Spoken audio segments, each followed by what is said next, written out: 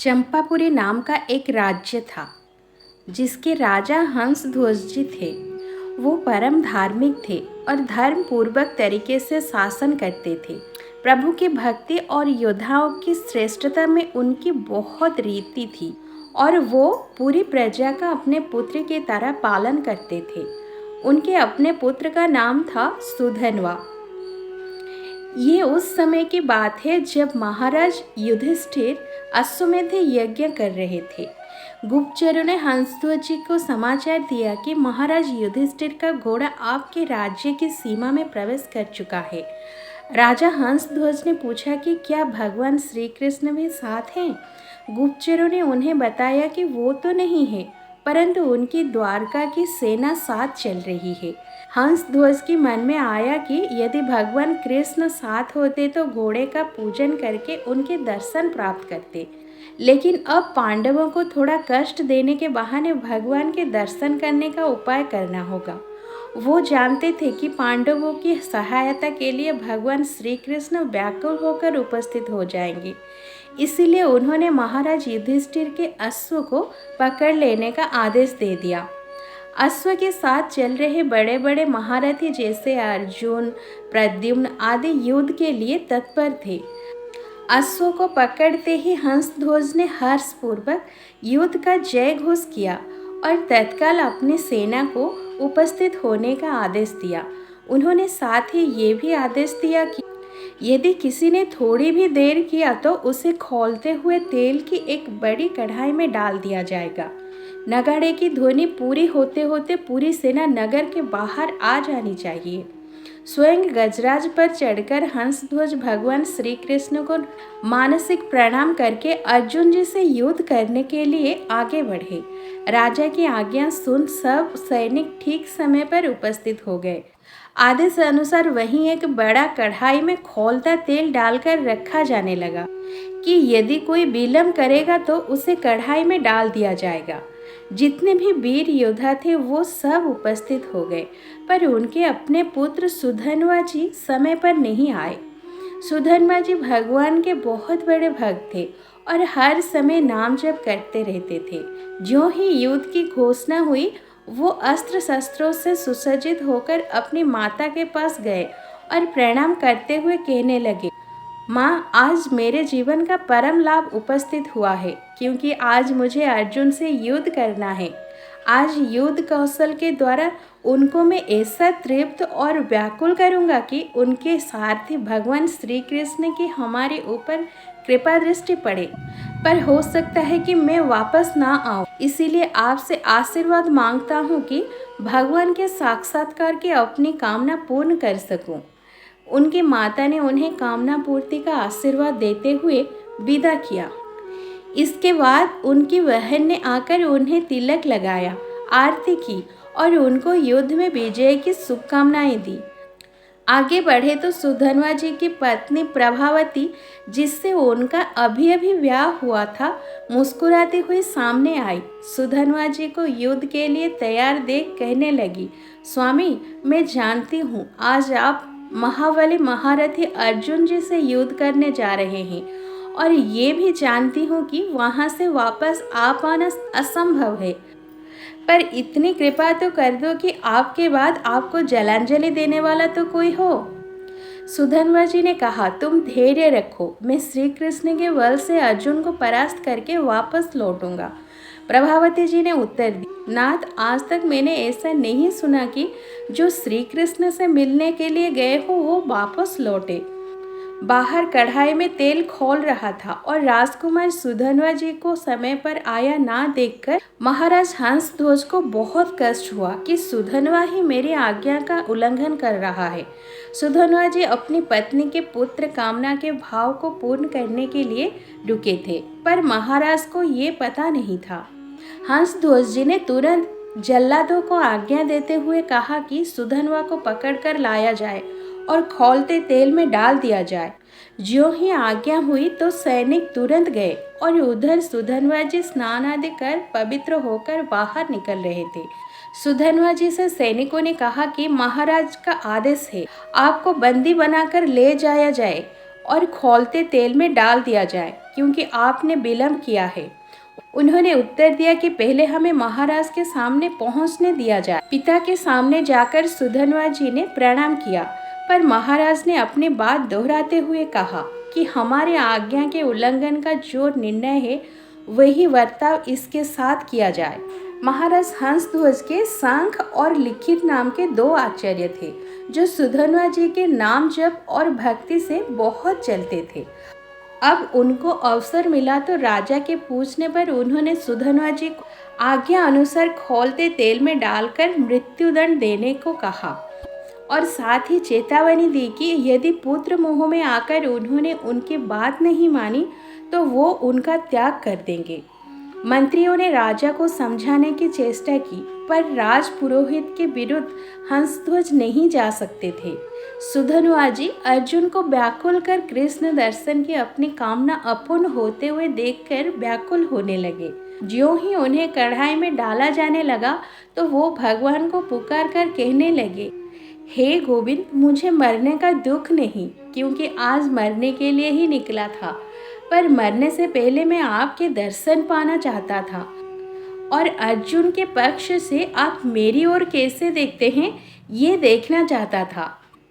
यदि अर्जुन के बाणों से भेदा जाता और आप सामने होते तो मुझे आनंद मिलता, पर ये कायरी की तरह कढ़ाई में मृत्यु को प्राप्त होऊंगा।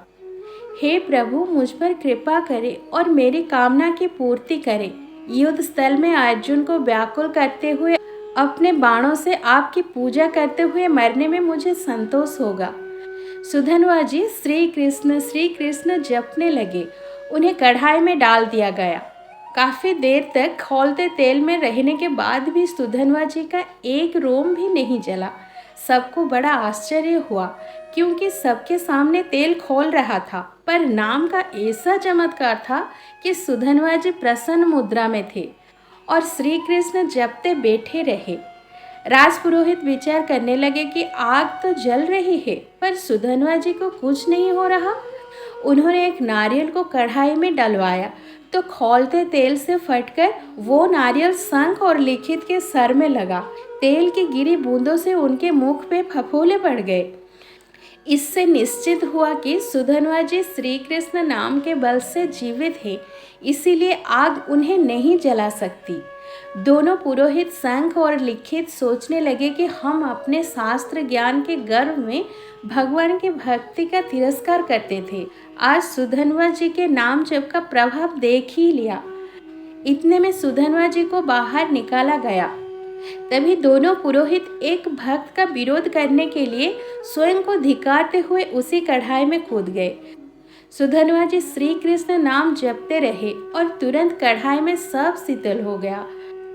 दोनों आचार्य सुधनवा जी के चरणों में गिर पड़े और उन्हें छाती से लगाकर कहने लगे, प्रिय राजकुमार, आज तुम्हारे स्पर्श से हम पावन हो गए। तुम्हारी कृपा से आज ये समझ आया कि भगवान के नाम में जो शक्ति है वो किसी भी दूसरे साधन में नहीं। तुम ही हमारा उद्धार करोगे। जाओ, युद्ध करो और अपनी कामना की पूर्ति करो। राजा ने घोषणा की कि आज उनके स्थान पर सुधनवा सेनापति का पद संभालेंगे। सुधनवा जी कब प्रत्यंचा चढ़ाते और कब बाण चढ़ाते, बड़े बड़े सैनिक ये देख ही नहीं पा रहे थे। जब अर्जुन से सुधनवा जी को बड़े बड़े महारथियों को मूर्छित करते देखा तो उन्होंने स्वयं अपने गांडीव धनुष की प्रत्यंचा खींची और सामने आकर खड़े हो गए।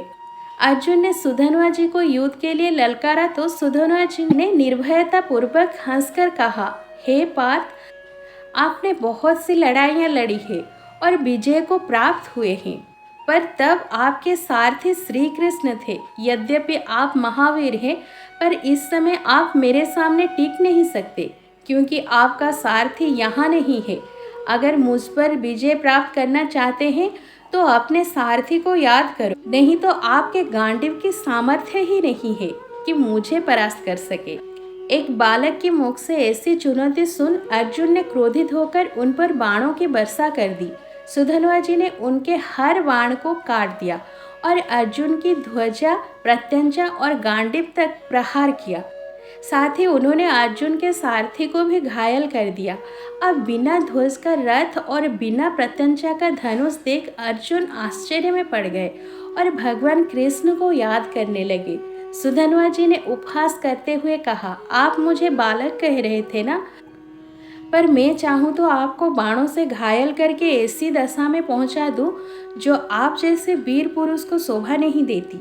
अब भी अवसर है, आप अपने सारथी को याद कीजिए और यहाँ बुला लीजिए।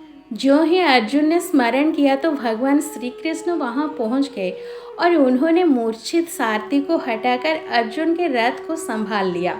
सुधन्वा जी की आशा पूरी हुई। उन्होंने अपने रथ से उतरकर भगवान के सामने प्रणाम मुद्रा में होकर अपने आराध्य देव का दर्शन किया। फिर वो दोबारा रोष में आकर अर्जुन को पुकारते हुए कहने लगे, हे पार्थ, अब संकोच मत करना, अब तुम्हारी विजय होगी। मुझे हारने के लिए तुम्हें पुरुषार्थ दिखाना होगा। अर्जुन ने कहा, हे वीर, आज मैं तुम्हारे मस्तक को 3 बाणों से गिराऊंगा। यदि मैं भगवान कृष्ण के सामने तुम्हारे सिर को ना गिरा सकूं तो मेरे जितने भी पूर्वज हैं सबका पुण्य हानि होकर नरक में गिर जाए। सुधन्वा जी ने कहा, पार्थ, मैं श्री कृष्ण के सामने प्रतिज्ञा करता हूँ कि आपके 3 बाणों को बीच में ही काट कर गिरा दूंगा। यदि ऐसा ना हो तो मुझे घोर दुर्गति प्राप्त हो।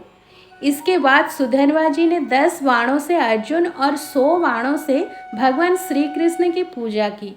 साथ ही उन्होंने एक बाण से रथ को 100 कदम दूर गिरा दिया। श्री कृष्ण बोले, धन्य है अर्जुन, देखो सुधन्वा कितना महाबली है। समस्त ब्रह्मांड का भार लिए मैं बैठा हूँ, फिर भी तुम्हारे सहित मुझे 100 हाथ दूर फेंक दिया। ये बल सुधन्वा को निरंतर नाम जप और एक सुदृढ़ पत्नीव्रत होने से प्राप्त हुआ है। अब अर्जुन ने दिव्यास्त्र का संधान किया और बाण पे काल को विराजमान किया। श्री कृष्ण ने कहा, मैंने गोवर्धन पर्वत उठाकर जो गोप गोपियों की रक्षा की थी उससे प्राप्त पुण्य में इस अस्त्र पे विराजमान करता हूँ। अर्जुन ने सुधन्वा जी से कहा, बचो, ये काल का बाण है। सुधन्वा जी ने उत्तर दिया, मेरे पास कृष्ण नाम का बाण है जो काल का भी महाकाल है। एक तरफ भगवान और दूसरी तरफ भगवान का नाम। सुधन्वा जी ने जोर से उच्चारण किया, जय श्री कृष्ण, और उस बाण के टुकड़े टुकड़े कर दिए। भगवान ने अर्जुन से तुरंत दूसरा बाण निकालने को कहा और उस पर अपनी बहुत सी शक्तियों का संधान किया। भगवान दिखाना चाह रहे थे कि उनके नाम के आगे उनकी अपनी शक्तियाँ, सुकृत और पुण्य भी काम नहीं करते, इसीलिए भगवान अपने नाम के अधीन हो जाते हैं। सुधन्वा जी ने अर्जुन से कहा, यदि मैं इस बाण के टुकड़े ना कर दूं तो अरुंधति सहित महर्षि वशिष्ठ की ब्रह्म हत्या का पाप मुझे तुरंत लगे। ये कहते हुए सुधन्वा जी ने गोविंद कृष्ण नाम लेते हुए बाण मारा तो अर्जुन द्वारा चलाए भगवान की शक्तियों से संपन्न बाण के 5 टुकड़े हो गए।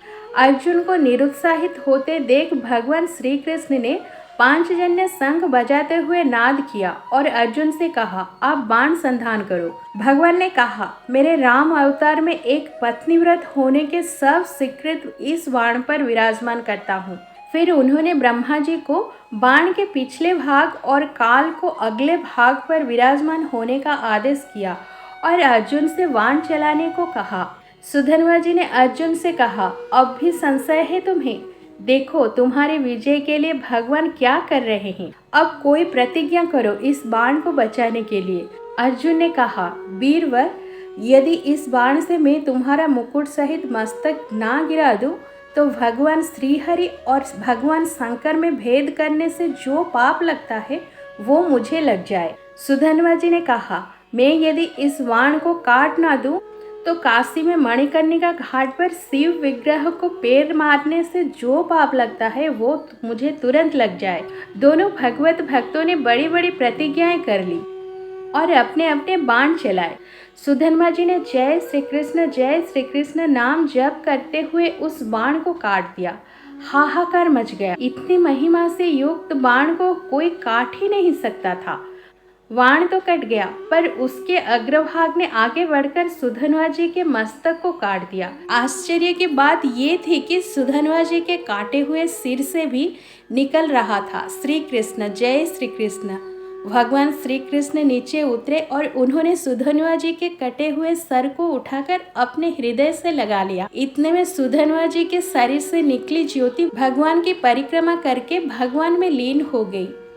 भगवान ने राजा हंसध्वज से कहा, ऐसा भक्त शायद न आज तक हुआ है और ना ही आगे होगा। वो मेरे दिव्य धाम में गया, इसीलिए आप शोक या विलाप मत करना। भक्तों को अभय वर देने वाले प्रभु श्रीहरि के नाम की अपार महिमा है, इसीलिए अनन्य होकर निरंतर भगवान का नाम जपने से सब प्राप्त हो जाते हैं। जैसे भी बने, भाव से कुभाव से, श्रद्धा हो या ना हो, तो भी भगवान का नाम जपना चाहिए। राधे राधे। जय श्री कृष्ण।